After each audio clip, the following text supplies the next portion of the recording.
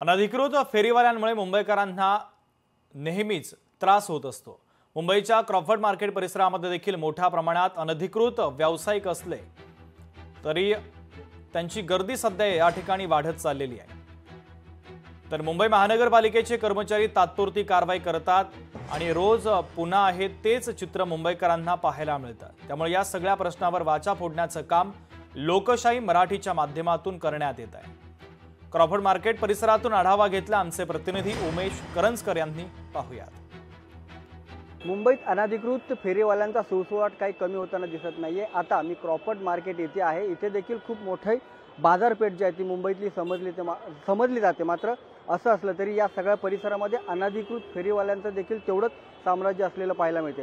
हा सगळा जर परिसर पाहिला आपण तर मोठ्या प्रमाणात अनधिकृत फेरीवाल्यांनी जखडलेला आहे आणि इथे देखील मुंबई महानगरपालिकेचे जे कर्मचारी आहेत जे या सगळ्यांवरती नियंत्रण ठेवतात डोळे झाक केलेलेच आपल्याला पाहायला मिळते। इथून अगदी हाकेच्या अंतरावर मुंबई पोलीस आयुक्तांचं कार्यालय, तर अगदी 2 मिनिटं चालत गेलं तर मुंबई महानगरपालिकेचं जे मुख्य कार्यालय हे कार्यालय इथं आपल्याला असलेलं पाहायला मिळतं। मात्र असं असलं तरी पण राजरोसपणे या सगळ्या परिसरामध्ये फेरीवाल्यांचं साम्राज्य रोज असलेलं आपल्याला पाहायला मिळतं। मात्र असं असलं तरी कुठेही या सगळ्या बाबतीत जे महानगरपालिकेचे कर्मचारी आहेत अधिकारी आहेत त्यांचं लक्ष नाहीये आणि असाच सगळा जो परिसर इथं अनधिकृत फेरीवाल्यांच्या याच्यातून आपल्याला पाहायला मिळतो। त्यामुळे मुंबई महानगरपालिकेच्या कर्मचाऱ्यांनी या इथे देखील लक्ष देणं तेवढंच जास्त गरजेचं आहे।